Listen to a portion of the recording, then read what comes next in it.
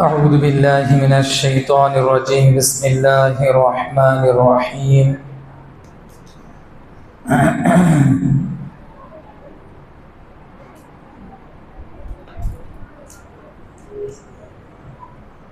يا ويلتى ليتني لم أتخذ فلانا خليلا لقد أضلني عن الذكر بعد إذ جاءني وكان الشيطان للإنسان خذولا ويوم يعض الظالم على يديه يقول يا ليتني اتخذت مع الرسول سبيلا يا ويلتى ليتني لم أتخذ فلانا خليلا. صدق الله العظيم. وقال النبي العربي صلى الله عليه وسلم المرء على دين خليله فلينظر إلى من يخالل أو كما قال عليه الصلاة والتسليم. صدق الله العظيم وصدق رسوله النبي الكريم ونحن على ذلك لمن الشاهدين والشاكرين. اللهم صل على سيدنا محمد في أول كلامنا، اللهم صل على سيدنا محمد في أوسط كلامنا، اللهم صل على سيدنا محمد في آخر كلامنا. معزز سامعین اکرام، بزرگان دین، نوجوان ساتھیوں، اللہ رب العزت کا بہت بڑا احسان ہوا، کرم ہوا کہ اللہ تبارک و تعالیٰ نے ہم سب کو اپنی بارگاہ میں کھڑے ہو کر 19واں پارہ، جس میں حضرات انبیاء علیہ السلام کا تذکرہ تھا،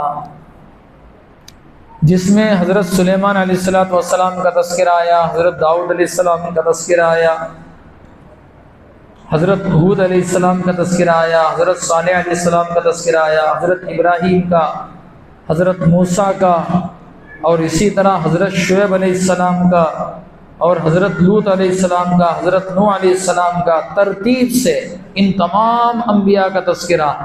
آخر میں اللہ تبارک و تعالیٰ نے چونٹی کا تذکرہ کیا، جس کا سورت کا نام ہے سورۃ النمل، چونٹی کے نام سے. حضرت سلیمان راستے میں جا رہے ہیں، چونٹیوں کی ایک لشکر تھا، ایک چونٹی نے کہا کہ سلیمان کا لشکر آ رہا ہے، دلوں میں گھس جاؤ. ایک واقعہ ہے. پھر سلیمان سنتے ہیں، مسکراتے ہیں. پھر ہدہد پرندہ جو حضرت سلیمان کے ساتھ تھا وہ غائب تھا، وہ کہیں اور گیا تھا، لیکن وہ بلقیس کی قوم کو دیکھ کر آ کر کہنے لگا کہ وہ تو سورج کی پرستش کر رہے ہیں، آپ ان کو اسلام کی دعوت دو. ایک پرندے کے ذریعے سے قوم کو ہدایت ملی. یہ سارا واقعہ اس بارے کے اندر الحمدللہ آج ہم نے پڑھا اور ہم نے سنا. بس اللہ کی بارگاہ میں دعا ہے کہ اللہ ہم سب کو استقامت کی توفیق نصیب فرمائے. اللہ ہم سب کو قرآن سے محبت اور عقیدت کی توفیق نصیب فرمائے. دوستوں، جو آیت میں نے آپ حضرات کے سامنے تلاوت کی ہے، اس کا ایک شان نزول ہے. رسول اللہ صلی اللہ علیہ وسلم کے ساتھ جو واقعہ پیش آیا، ایک واقعہ ہے اس کا. اور دوستوں،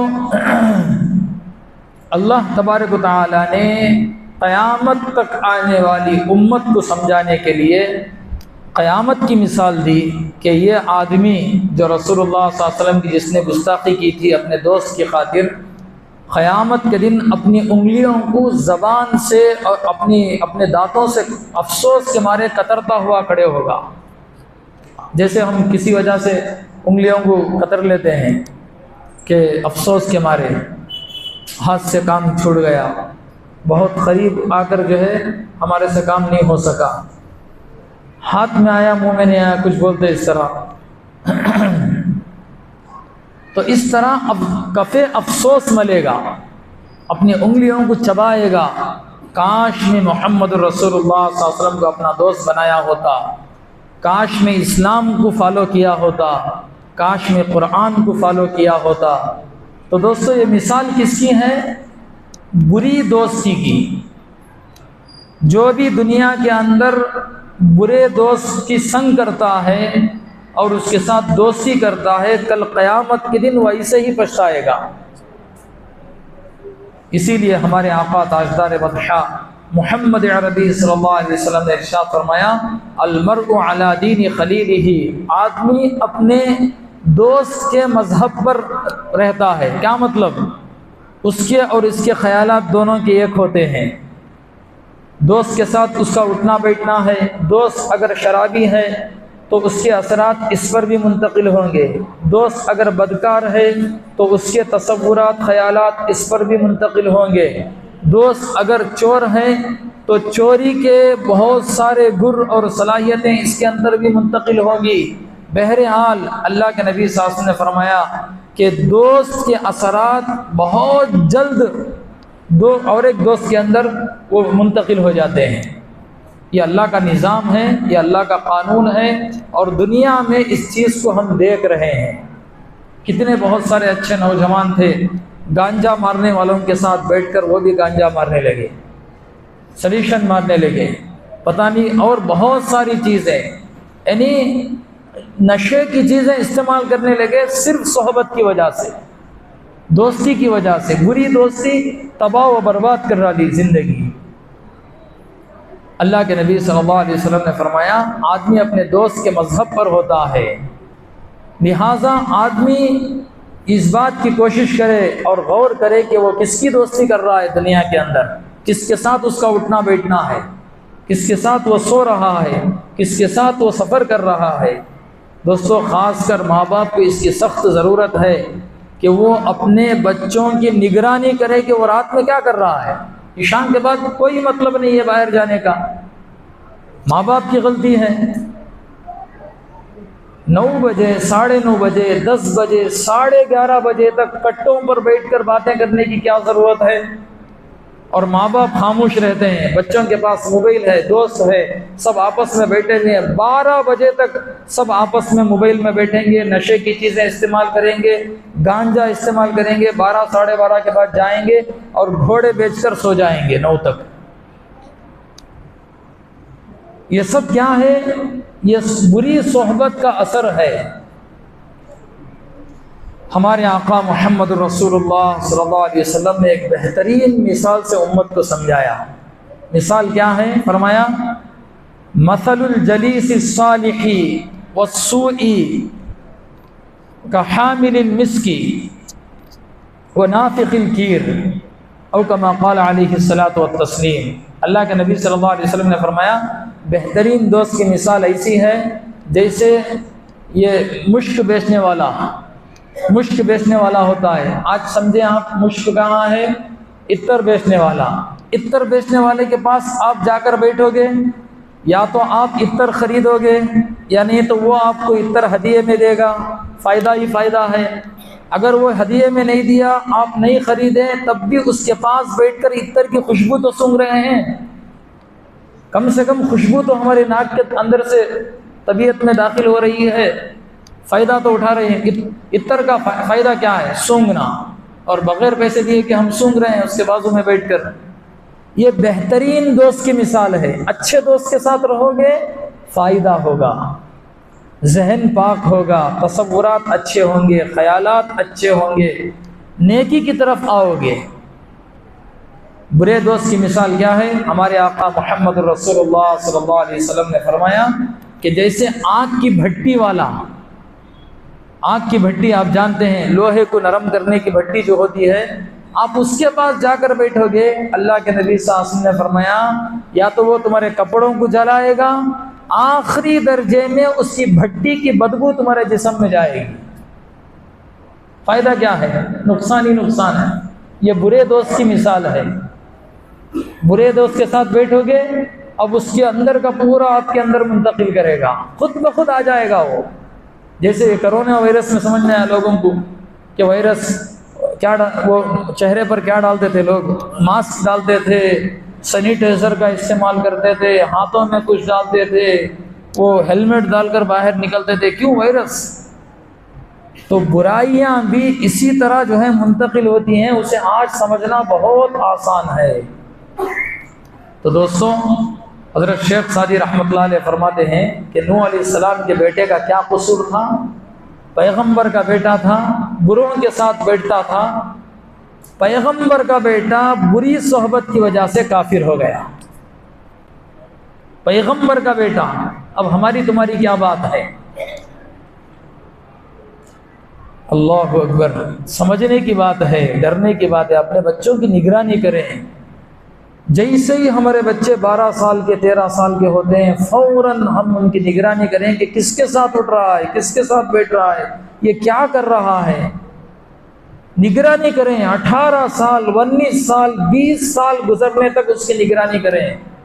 اگر اس طرح 19 سال تک ہم اس کی نگرانی کر کے اس کی تربیت کریں گے، اس کے بعد انشاءاللہ نہیں بھٹکے گا، وہ برے دوستوں کے ساتھ نہیں جائے گا۔ ایک بات یہ ہے، ایک مثال دے کر فرمایا شیخ سعدی رحمۃ اللہ علیہ نے، یار بد بدترس از مار بد، فرمایا کہ برا دوست جو ہے زہریلے سانپ سے بھی زیادہ خطرناک ہے۔ زہریلا سانپ کیا کرتا ہے؟ آپ کو کاٹے گا، بس زیادہ سے زیادہ کیا ہوگا؟ جان جائے گی، ایمان تو نہیں جائے گا۔ برا دوست ہے تو نوح علیہ السلام کے بیٹے کی طرح ایمان بھی جائے گا، اعمال بھی جائیں گے۔ ایمان اور اعمال نہیں ہے تو پھر یہ جان لے کر کیا کریں، یہ جسم لے کر کیا کریں، یہ پرسنالٹی لے کر کیا کریں؟ ہمیشہ جہنم میں جلانے کے لیے۔ تو اس لیے دوستو، اچھے دوست کے ساتھ ہماری دوستی ہونی چاہیے، اچھوں کے ساتھ ہمارا اٹھنا بیٹھنا ہونا چاہیے۔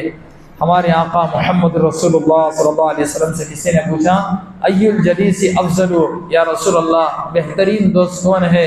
ہمارے آقا محمد رسول اللہ صلی اللہ علیہ وسلم نے فرمایا، جب تم اسے دیکھو تو تمہیں اللہ یاد آ جائے۔ بہترین دوست کون ہے؟ جب تم اسے دیکھو تو کون یاد آئے؟ اللہ یاد آ جائے، اور اس کی گفتگو تمہارے علم میں اضافہ کرے۔ جب وہ زبان کھولتا ہے تو اللہ رسول کی بات کرتا ہے، اچھی اچھی باتیں آپ کو سناتا ہے، آپ کے علم میں اضافہ ہوتا ہے۔ اور فرمایا کہ اس کی زندگی سے آخرت یاد آئے، اس کا اٹھنا بیٹھنا سنت کے مطابق، چلنا سنت کے مطابق، چہرے کو داڑھی ہے اور ازار جبہ پہنا ہوا ہے، الحمدللہ شریعت کا پابند ہے۔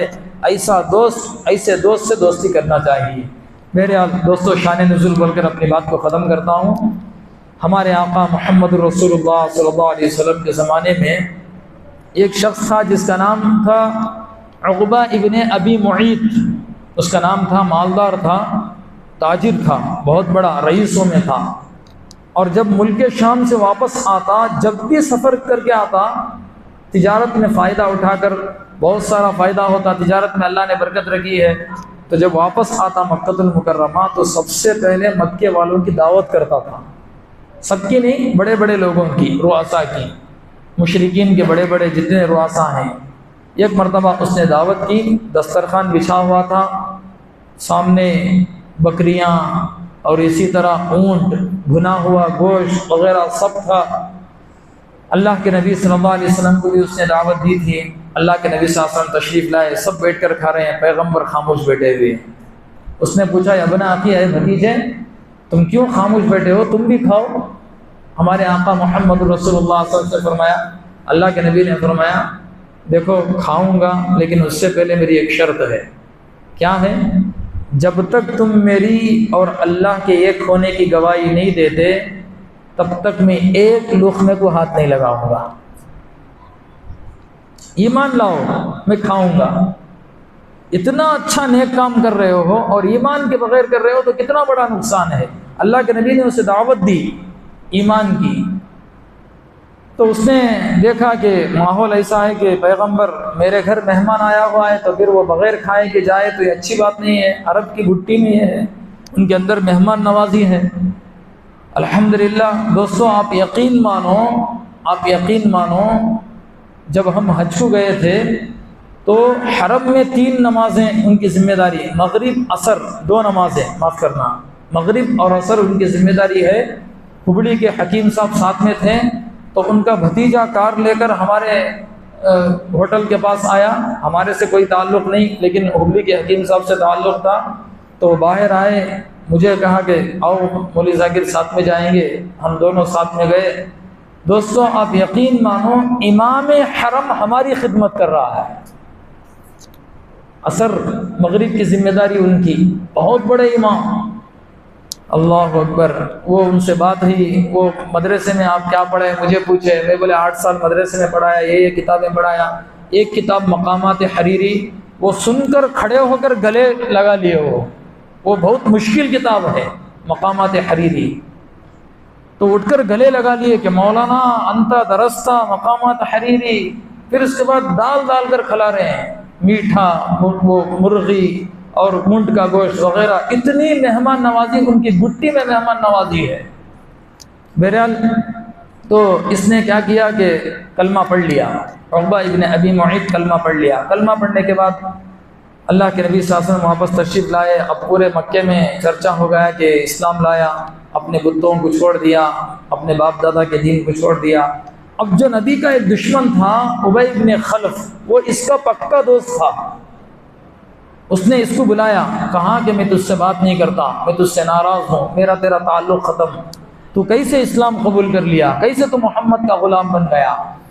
اب اس نے اس کو ابھارا، اس نے کہا کہ دیکھو بات یہ ہے کہ میں اپنے خوشی سے اسلام نہیں لایا، مجھے جو ہے ایک آدمی میرے گھر آ کر ہے، مہمان بنا ہوا ہے، اور وہ دسترخوان پر ہاتھ نہیں لگا رہا ہے، تو مجھے یہ بات پسند نہیں ہے کہ میرے گھر کو کوئی آئے اور بغیر کھائے کے واپس چلا جائے، یہ مجھے پسند نہیں ہے، اس لیے میں نے کلمہ پڑھا ہے۔ اب یہ ابی بن خلف نے کہا کہ نہیں، میں اس وقت تک تجھے بات نہیں کروں گا جب تک کہ تو جائے اور اس کے چہرے پر تھوک نہ دے، محمد صلی اللہ علیہ وسلم کے چہرے پر، اور جا کر اس گستاخی ان کی کرے۔ تو اب یہ اٹھا، اس کی بدنصیبی بھی تھی، تو یہ اٹھا گیا، اللہ کے نبی صلی اللہ علیہ وسلم تشریف فرما تھے، اناپ شناپ اس نے بکا، پھر اس کے بعد اس نے رسول اللہ صلی اللہ علیہ وسلم کے چہرے پر تھوکا۔ لیکن دوستو اللہ کا کرنا ایسا ہوا کہ حضرات علماء فرماتے ہیں، کتابوں میں لکھا ہے، حافظ ابن حجر نے بھی اس کو لکھا ہے کہ تھوک اللہ کے نبی کے چہرے پر نہیں گرا، بلکہ تیزاب بن کر واپس اس کے چہرے پر لگا، اور اس کا چہرہ جل گیا اور نشان بھی پڑ گیا، چلاتا ہوا پریشان ہوتا ہوا واپس آیا۔ اور جب جنگ بدر کا موقع آیا تو اس وقت جو ہے وہ جس طرح 70 کفار وہ جہنم رسید ہوئے، ان کے ساتھ یہ بھی جہنم رسید ہو گیا، یہ ایک سزا تھی۔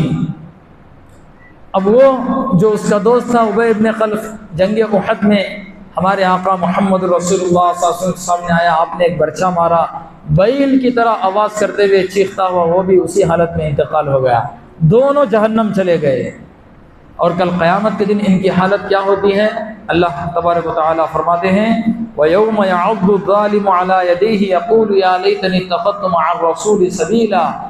اس نے جو تھوکا تھا اور گستاخی کی تھی اللہ کے نبی صلی اللہ علیہ وسلم کے لیے، یہ کیوں کیا اس نے؟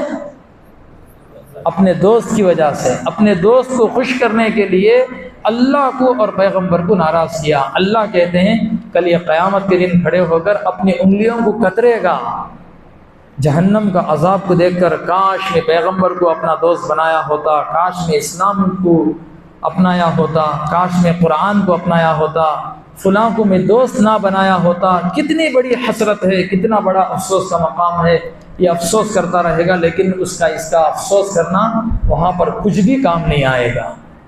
تو اس لیے میرے محترم بزرگ و دوستو، ہمارے آقا محمد رسول اللہ صلی اللہ علیہ وسلم کی نصیحت یہی ہے کہ ہم دیکھیں، اور قرآن بھی یہی چاہتا ہے کہ ہم جو ہے غور کریں، فکر کریں، اچھے دوستوں کے ساتھ ہمارا اٹھنا بیٹھنا ہو، اور ان اچھے لوگوں کے ساتھ ہمارے تعلقات ہوں۔ اگر ایسا ہوگا تو انشاءاللہ دنیا بھی کامیاب ہے اور آخرت بھی کامیاب ہے۔ اللہ سے دعا ہے اللہ ہم سب کو جو کچھ کہا گیا سمجھنے کی اور عمل کرنے کی توفیق نصیب فرمائے۔ آمین۔ وآخر دعوانا الحمدللہ رب العالمین۔